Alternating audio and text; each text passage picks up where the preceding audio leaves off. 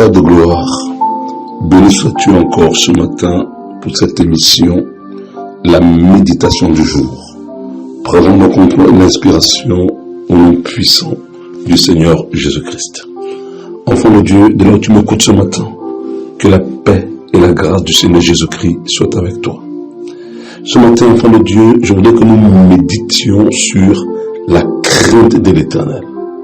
Qu'est-ce que la crainte de l'Éternel et qu'est-ce que n'est pas la crainte de l'Éternel? Parce que ce matin, nous allons méditer déjà sur ce que la crainte de l'Éternel n'est pas. La crainte de l'Éternel, ce n'est pas la peur de l'Éternel.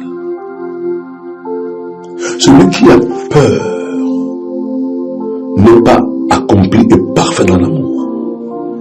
Le Seigneur l'Éternel ne veut pas que nous ayons peur de lui. Il veut qu'on le craigne. Tout simplement parce que la peur, c'est le contraire de la foi. Celui qui craint l'Éternel va se baser, il va se tenir dans la foi. Mais celui qui a peur, c'est parce que ses œuvres ne sont pas bonnes. Rappelez-vous, lorsque dans le livre de Genèse, Adam a péché et que l'Éternel est venu l'appeler dans le jardin. Adam a dit au Seigneur, quand j'ai entendu ta voix, j'ai eu peur et je me suis caché. Alléluia. Adam a eu peur. Pourquoi? Parce que Adam avait désobéi. Adam a eu peur. Pourquoi? Parce que Adam avait quitté la présence de Dieu. Adam avait quitté la communion de Dieu. Alléluia. Quand tu n'es plus en communion avec Dieu, oui, tu commenceras à avoir peur parce que tu ne marches plus dans la lumière. Rappelez-vous aussi, dans le livre de Matthieu, de la parabole des talents. Ces hommes à qui le Seigneur a remis le talent de les faire pour qu'ils les fassent fructifier. Et il y a cet homme qui avait reçu un talent, qui a pris son unique talent et qui est allé le cacher sur la terre.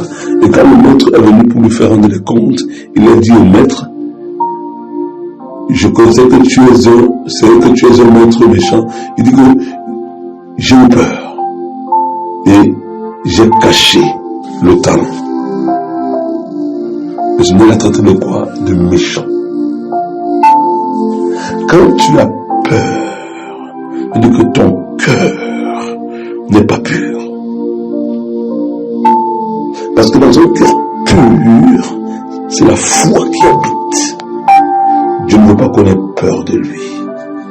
Vous allez comprendre.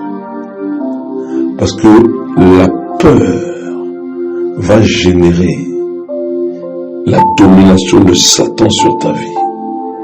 Dans le livre de Hébreux 2, la Bible déclare que, à cause d'Hébreux 2, 14 à 16, il dit Jésus est venu délivrer tous ceux qui, par crainte de la mort, étaient toute leur vie retenus dans la servitude. Quand tu vis dans la peur, Satan te tient dans la servitude, parce que le diable gouverne par la tyrannie. Le diable est un tyran. Ça veut dire quoi un tyran? Un tyran, c'est comme un dictateur. C'est quelqu'un qui vous impose ce qu'il veut. Que vous le vouliez ou non, vous ferez ce qu'il veut. C'est ça.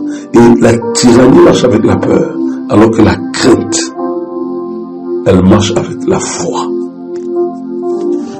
Pourquoi le Seigneur notre Dieu nous invite à craindre son nom. Alléluia. Pourquoi? Parce que la crainte de Dieu, ce n'est pas la peur de Dieu, enfant de Dieu. Il faudrait bien faire la différence. Parce que Dieu ne veut pas. Quel est ce père qui pourrait se réjouir de voir ses enfants avoir peur de lui?